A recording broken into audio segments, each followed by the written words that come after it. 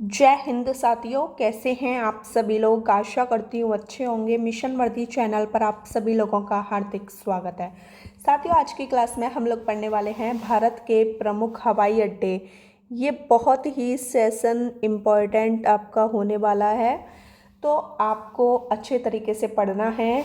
ये session paper में पूछा जाता है। विविध के रूप में आज की आपकी क्लास होने वाली है, तो आप ये मत समझना कि ये सेशन हमारा इम्पॉर्टेंट नहीं है। ठीक है, आप मॉक टेस्ट लगाते होंगे। मॉक टेस्ट में भी आपको अंतर्राष्ट्रीय हवाई अड्डे से संबंधित प्रश्न देखने को मिलते होंगे। तो देख लीजिए, भारत के प्रमुख हवाई अड्डे, कौन सा हवाई अड्डा किस राज्य में है और राज्य में भी किस शहर में है, तो आज मैं आपको बता देती हूँ। एक तरफ लिखा है मैंने अंतर्राष्ट्रीय एयरपोर्ट के नाम और दूसरी तरफ राज्य या शहर। ठीक है, तो देखो, पहला आपका अंतर्राष्ट्रीय हवाई अड्डा है राजीव गांधी अंतर्राष्ट्रीय हवाई अड्डा। कहाँ पर है? तेलंगाना राज्य में। तेलंगाना राज्य में किस स्थान पर है? हैदराबाद में। कहाँ पर है? हैदराबाद में। ठीक है, समझ गए। राजीव गांधी अंतर्राष्ट्रीय हवाई अड्डा तेलंगाना के हैदराबाद में है। ठीक है, दूसरा हवाई अड्डा श्री गुरुदास जी अंतर्राष्ट्रीय हवाई अड्डा।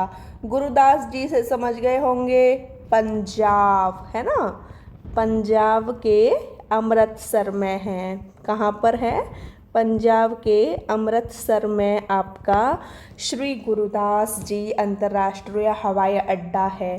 अगला हवाई अड्डा देख लीजिए, लोकप्रिय गोपीनाथ बारदौली अंतर्राष्ट्रीय हवाई अड्डा। ये कहाँ पर है? ये है आपका असम के गुवाहाटी में।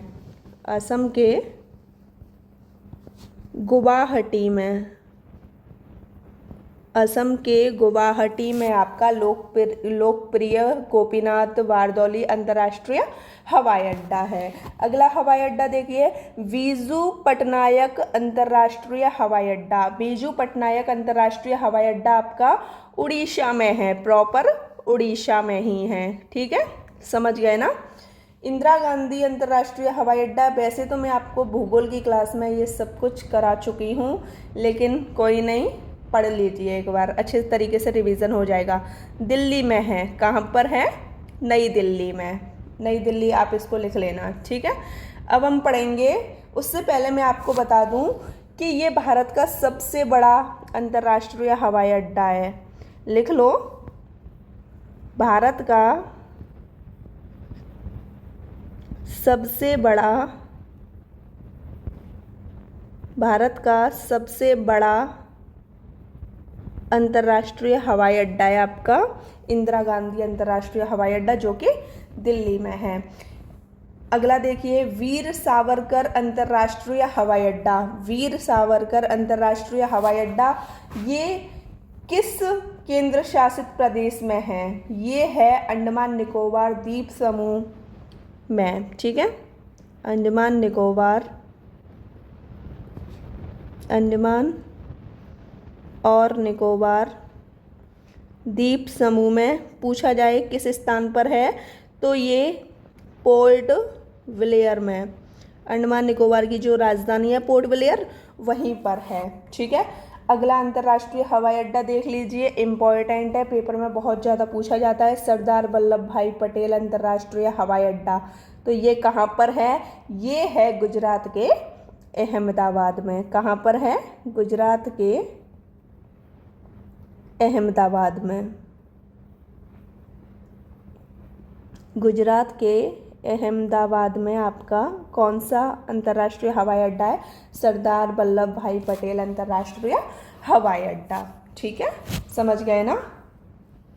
जैसा कि साथियों आप देख पा रहे हैं, अगला आपका अंतर्राष्ट्रीय हवाई अड्डा है केम्पेगौड़ा अंतर्राष्ट्रीय हवाई अड्डा। इम्पॉर्टेंट है, पेपर में बहुत ज़्यादा बार पूछा गया है। केम्पेगौड़ा अंतर्राष्ट्रीय हवाई अड्डा कहाँ पर है? तो ये कर्नाटक में है, कर्नाटक राज्य में है।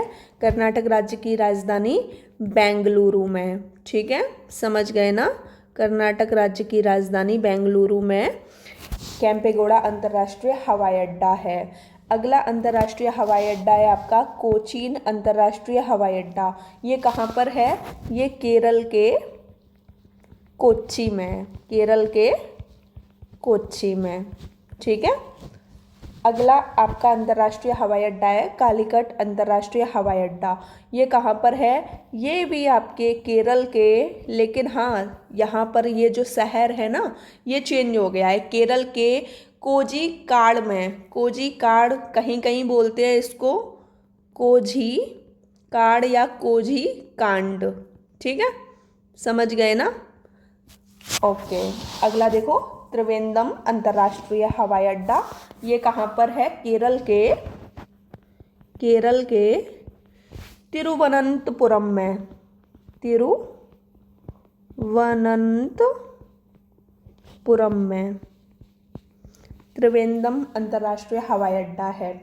अगला अंतर्राष्ट्रीय हवाई अड्डा है आपका छत्रपति शिवाजी महाराज अंतर्राष्ट्रीय हवाई अड्डा। ये आपके कहाँ पर है? महाराष्ट्र के मुंबई में, महाराष्ट्र के मुंबई में है। भाई ये सेशन बहुत इम्पोर्टेंट चल रहा है। अगर अंतर्राष्ट्रीय हवाई अड्डा से क्वेश्चन पूछा गया तो मैं गारंटी लेती हूँ कि एक भी क्वेश्चन आप छोड़ के नहीं आओगे, क्योंकि आपने सारे अंतर्राष्ट्रीय हवाई अड्डे अच्छे तरीके से पढ़ लिए हैं। अगला देखो डॉक्टर भीमराव अंबेडकर अंतर्राष्ट्रीय हवाई अड्डा, इम्पॉर्टेंट है, लिख दिया है मैंने। कहाँ पर है ये? महाराष्ट्र के नागपुर में है, महाराष्ट्र के नागपुर में। चेन्नई अंतर्राष्ट्रीय हवाई अड्डा कहाँ पर है? ये है आपके तमिलनाडु के चेन्नई में, तमिलनाडु के चेन्नई में। ठीक है, आप इसका स्क्रीनशॉट ले लीजिए।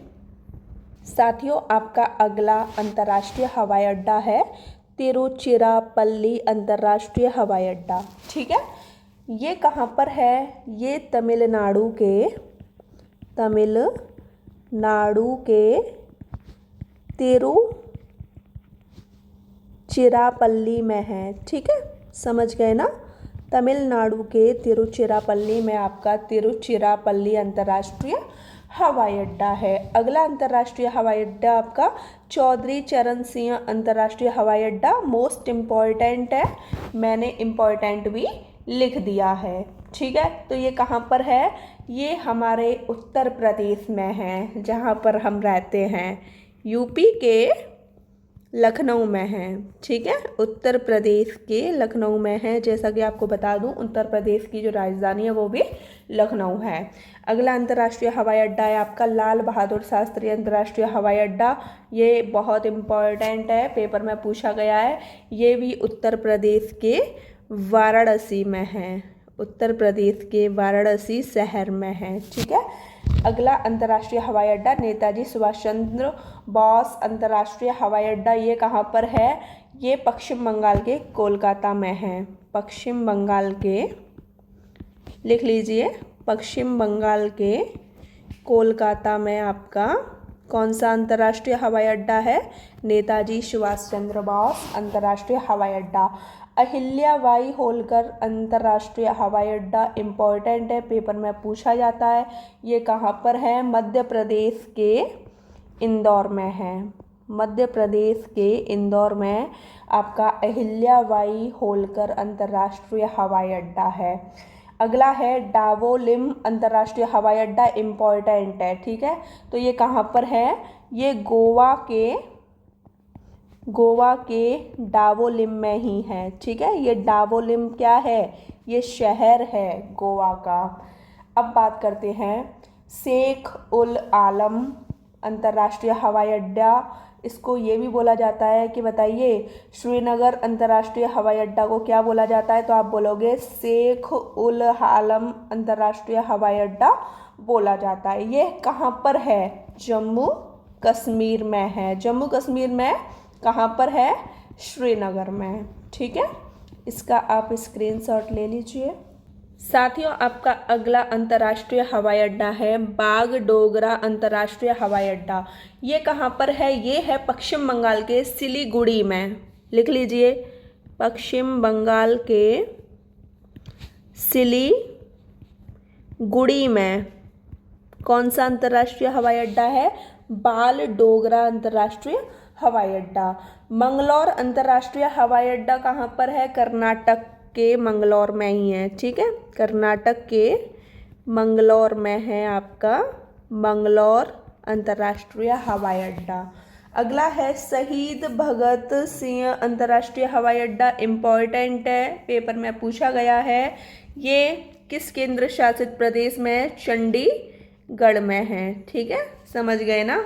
चंडीगढ़ से कौन सा गाना याद आ रहा है मुझे कमेंट सेशन में लिख के बताना, क्योंकि मुझे भी तो पता लगे कि आप कितना डीप पढ़ रहे हो। ठीक है, समझ गए ना? अगला क्वेश्चन है आपका स्वामी विवेकानंद अंतर्राष्ट्रीय हवाई अड्डा। ये छत्तीसगढ़ के रायपुर में है। लिख लीजिए, छत्तीसगढ़ के रायपुर में आपका स्वामी विवेकानंद अंतर्राष्ट्रीय हवाई अड्डा है। महाराजा वीर सिंह विक्रम अंतर्राष्ट्रीय हवाई अड्डा कहाँ पर है? त्रिपुरा के अगरतला में आपका महाराजा वीर सिंह अंतर्राष्ट्रीय हवाई अड्डा है। अंतर्राष्ट्रीय हवाई अड्डा हमने सारे पढ़ लिए हैं। अब हम पढ़ेंगे भारत की आंतरिक सुरक्षा व्यवस्था। ठीक है, समझ गए ना?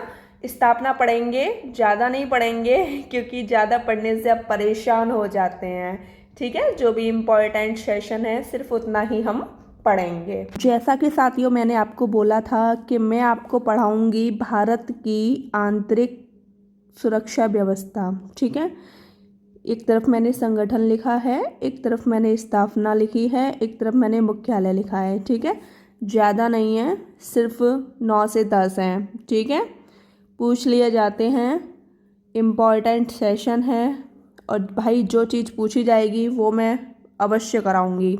ठीक है, समझ गए ना? तो देख लीजिए, नेशनल कैडेट कोर, इसकी स्थापना कब की गई? 1948 ईस्वी में इसकी की गई थी स्थापना। नेशनल कैडेट कोर की स्थापना 1948 ईस्वी में की गई थी। अब बात कर लेते हैं कि इसका मुख्यालय कहाँ पर है। इसका मुख्यालय नई दिल्ली में है। ठीक है, समझ गए ना? नेशनल कैडेट कोर की स्थापना 1948 में की गई थी। इसका मुख्यालय नई दिल्ली में है। असम राइफल्स की स्थापना 1835 ईस्वी में हो गई थी। असम राइफल्स की स्थापना कब हुई थी? 1835 ईस्वी में। और इसका मुख्यालय कहाँ पर है? शिलांग। शिलांग राजधानी है मेघालय की। ठीक है, मेघालय में पड़ता है आपका शिलांग। अब पूछ लेते हैं आपसे कि बताइए केंद्रीय रिजर्व पुलिस बल, इसको हम बोलते हैं CRPF, इसकी स्थापना कब हुई थी? इम्पॉर्टेंट है, बताना पड़ेगा आपको। बताओ, सोचो, कब हुई थी?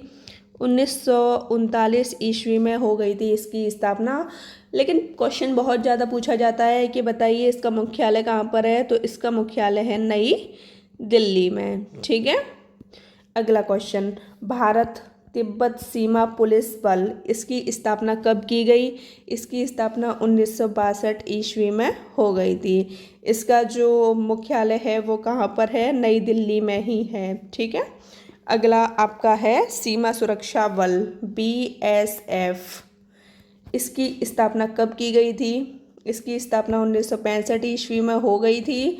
इसका मुख्यालय भी नई दिल्ली में है। अगला है आपका केंद्रीय औद्योगिकी सुरक्षा बल, इसकी स्थापना की गई थी 1969 ईस्वी में और इसका मुख्यालय भी दिल्ली में है। राष्ट्रीय सुरक्षा गार्ड, इसकी स्थापना, सॉरी गार्ड नहीं है, गार्ड है ना, समझ गए ना? राष्ट्रीय सुरक्षा गार्ड, इसकी स्थापना की गई थी 1984 ईस्वी में।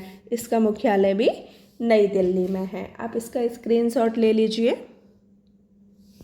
अगला संगठन है आपका त्वरित कार्य बल, ये संगठन है, इसकी स्थापना कब की गई थी और इसका जो मुख्यालय है वो कहाँ पर है?